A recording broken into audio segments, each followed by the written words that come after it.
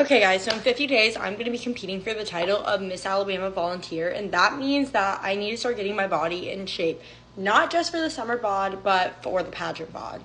I am a snack girly, and so let me say that these healthier mozzarella sticks have been my saving grace. All it is literally a cheese stick wrapped in either a wonton wrapper or spring roll wrapper. I get them from Kroger. It's like $5 for both of them, and they're vegan. And I just dip this in a healthier marinara sauce that I found in the pasta section, and this is actually so good.